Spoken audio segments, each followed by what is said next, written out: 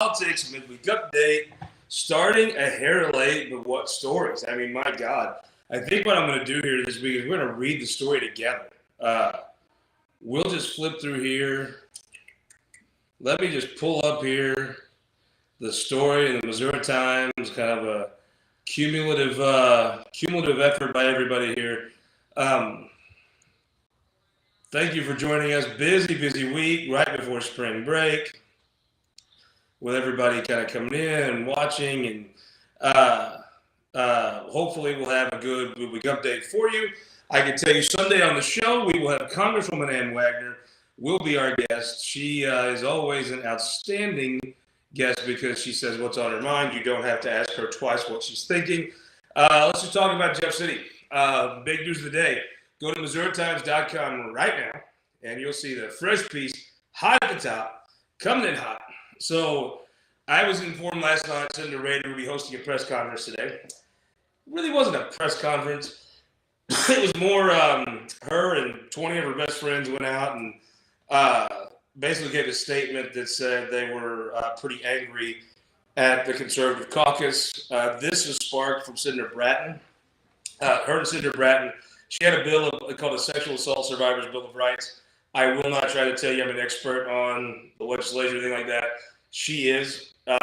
She's spoken pretty publicly about some of the things she's suffered with in her life and things that have happened that she's had to deal with. So she knows that this from not only the legal aspect inside out, she also knows this from being a victim, and she's talked publicly about that and shared her experiences before. So this is obviously very important to her, not just as a legislator, but as a human being. This is a very important issue that she cares a lot about.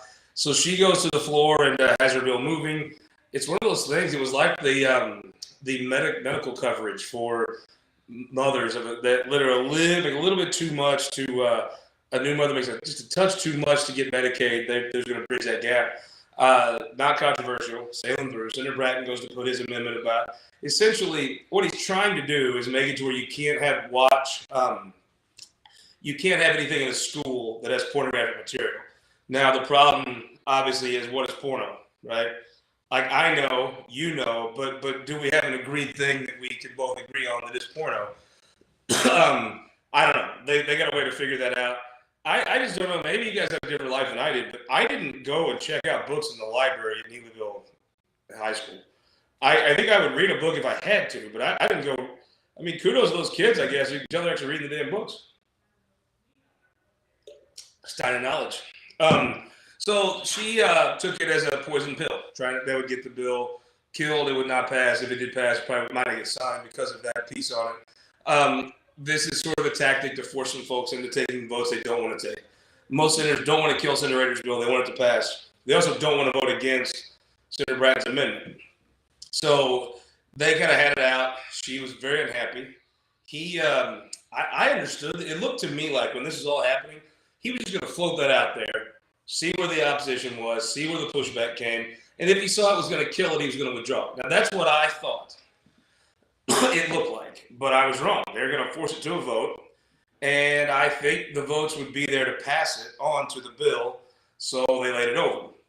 She was not happy. And when Holly Rader is unhappy, she has that kind of southern quality to her voice that is very you take it much more challengingly than you would a different situation. So she just comes off, when she's angry, she comes off harder than it would be from someone else. Well, she had a statement today, and I'll just go through it here. I mean, it was heat. It was really the kind of heat you're used to seeing from the conservative caucus toward members of the Caleb Rowland's caucus.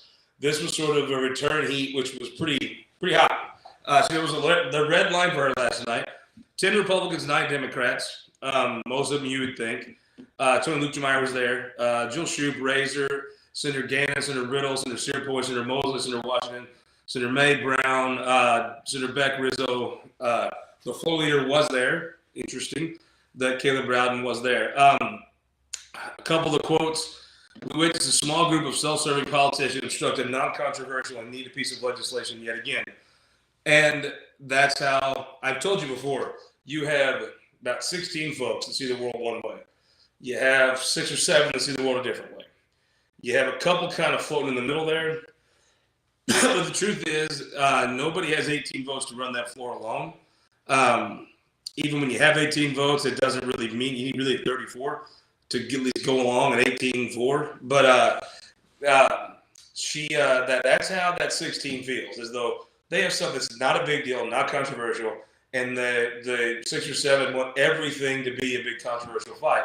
The other side feels like this, and I'll get to that, but let me finish hers. She went through and picked out a few folks. She asked Senator Moon to put the books away and be serious. He reads books on the floor a lot to take up time and to show his displeasure with some things. She asked Senator Hoskins to stop tweeting things that are petty and offensive sexual assault victims. I believe he replied to a tweet from Caitlin. I'm not sure exactly. Like I said, I did not follow the social media all that closely, but that's what she said. She asked Senator Honor to climb up his high horse long enough to realize the majority of Missourians have not been as fortunate as he. Well, he referred to that as this little bill, which that would tick off anyone. And essentially she says, basically, she's kind of done with doing these negotiations, empty negotiations and begging for civility behind closed doors.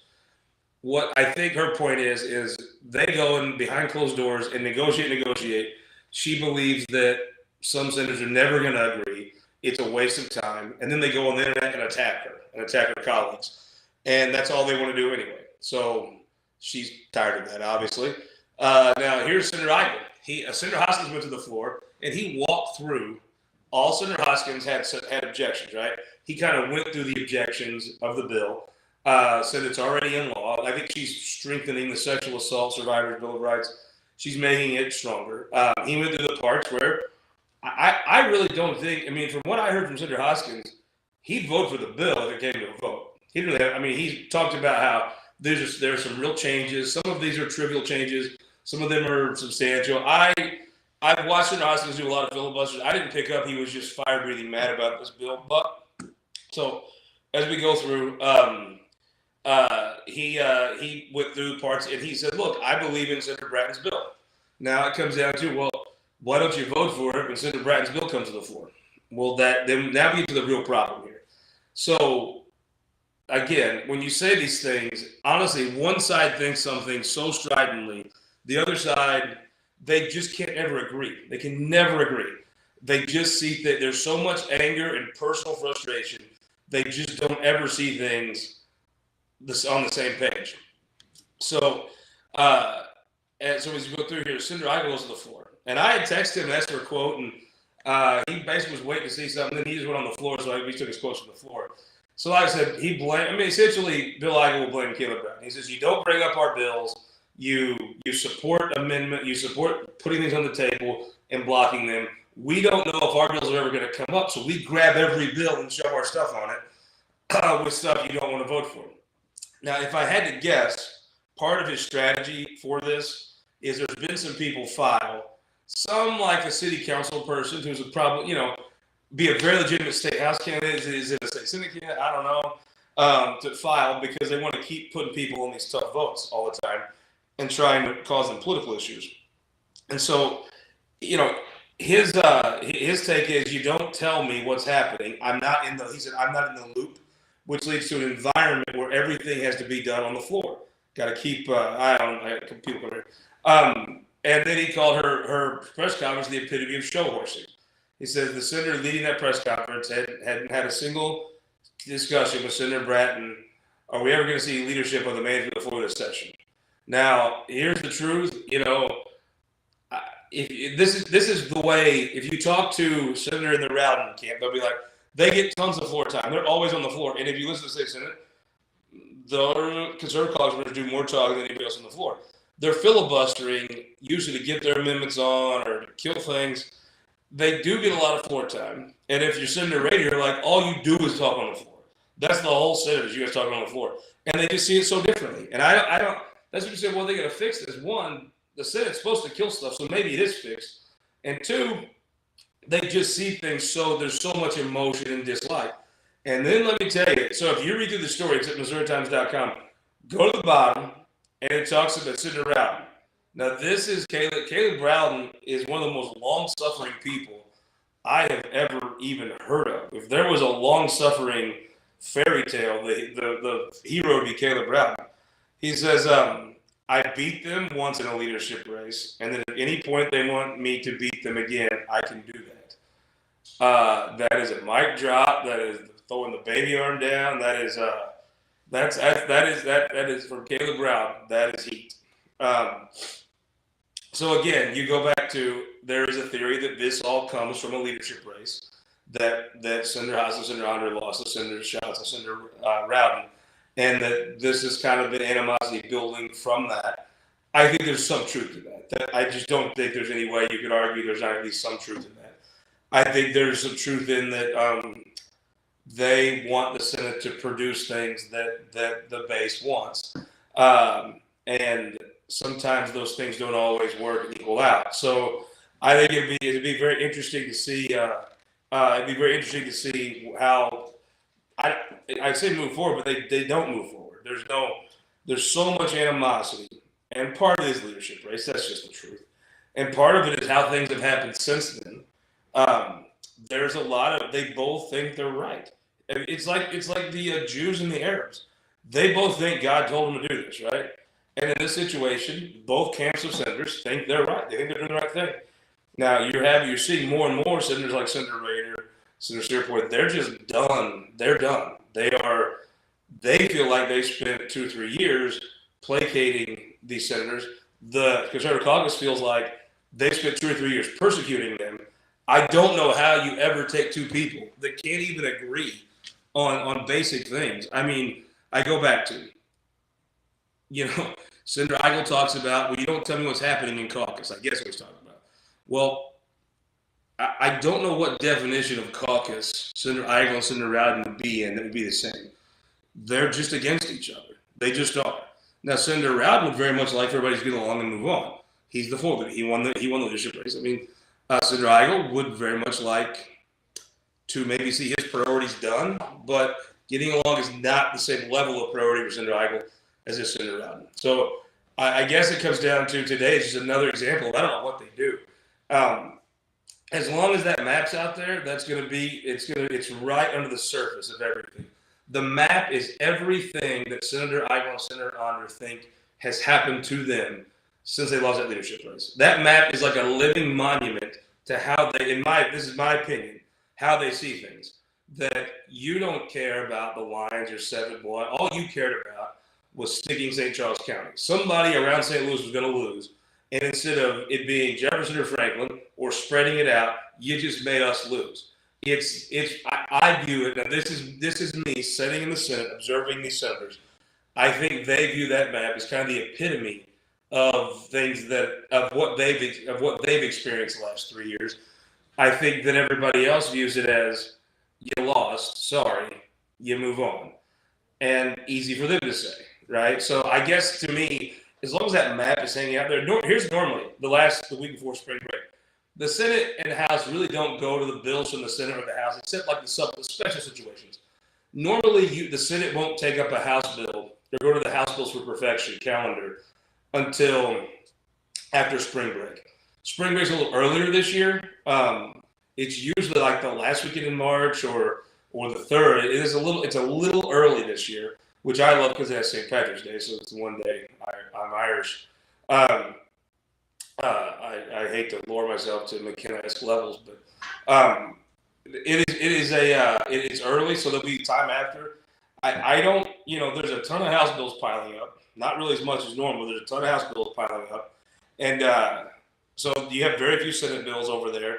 They'll start to go to those House bills and take them and change them and put stuff on them, and that's when kind of the legislating will begin. But as long as that map's out there, I don't get it. So normally the Senate will take up like one of the hardest things they're going to try to perfect all year from the Senate bill side. And they'll try to perfect that the last week because you can get real contentious this week because you're not going to see each other for a week and a half. So they can cool off, spend a week with their family, take a trip, usually go to spring freaking training. We can't do it this year. And so usually Senate ends Wednesday night very late on a very contentious issue that everybody's kind of pissed off on. And then they kind of, everybody's ready to get out of here Thursday and they sort of go blow steam off and they're done for the week. They get a week off and everybody comes back kind of refreshed and ready for that last push where everybody's tired. This year, I don't think it's going to work quite like that. I don't. The map would have been the perfect thing to go to. I don't think they're going to do that. As long as that map is out there, I think it would help the Senate move forward if they just threw their hands up and said we can't. Which I don't think, unless they're willing to PQ Senator Onder, I don't think they can pass a map. And then is it worth PQing Senator Onder, PQing a member of the majority party to pass a map? You reasonable people could look at that. It's one of those calls where no matter what you do, a reasonable person can argue with that call. So that's where it is. I think every bill is going to be this way. It just is. I don't see how it changes. Senator Moon sent me a addition to the story that should be added to it right now. If you go to MissouriTimes.com and look at the update, you'll see the update on there. But look, I think at the end of the day, Senator Rowden, if you're him, you cannot win.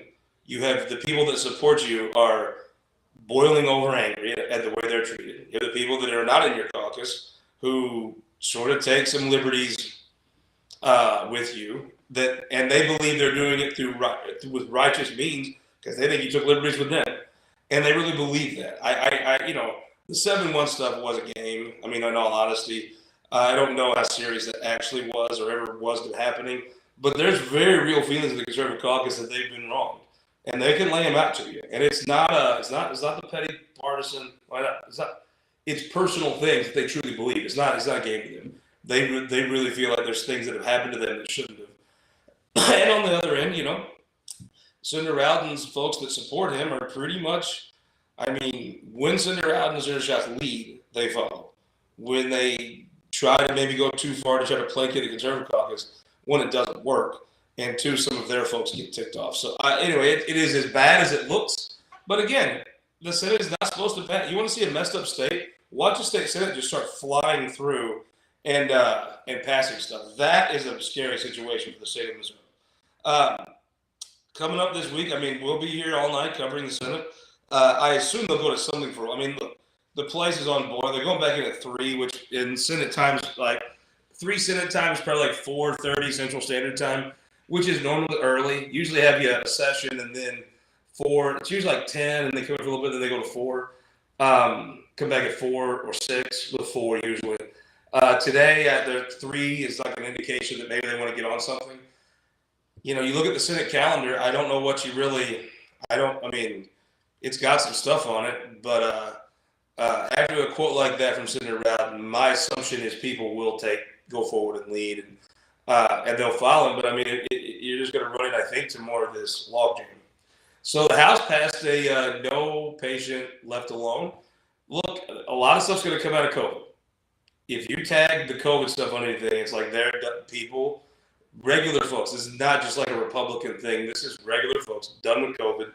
Dean Blocker really shined yesterday in the House. They passed it. He talked about his father-in-law who recently passed away. Those are good. Those press conferences he's having, he's got that down. Dean Blocker fills a podium, sounds good, takes questions, doesn't duck questions.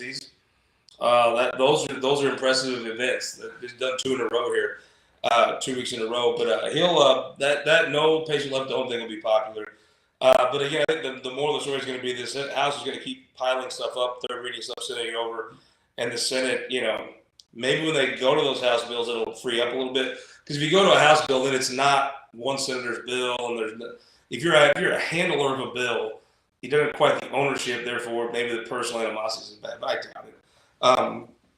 Maybe the best thing would be to just adjourn this special session on the budget. The public is safe. You go home. I don't know. But that's kind of where it is. If you read this story is a very good microcosm. And I've been telling you this since the middle of last session, that the folks that are angry, Senator Ike, Senator Anders, Senator Hoskins have not been happy for a while. But Senator Rowden, Senator Schatz's problem is not that. That's just kind of baked into the cake now. Pretty much whatever they do is not going to work. They're very hard to please, to be honest with you.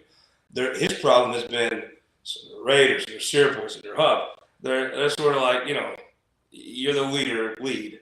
Now, when they do lead, like the first weeks of session, it goes, well, the map thing has been hard. The map thing can be hard for anyone to handle. No president has had an own group of his own Senate caucus split off and be against him. That's a tough hand to play.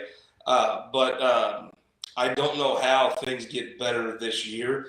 I do think you have a chance to kind of reshuffle the board with some new senators that bring some new life that aren't part of all these grudges and stuff that could come in and maybe reshuffle that deck in January. I think that's a very possible thing.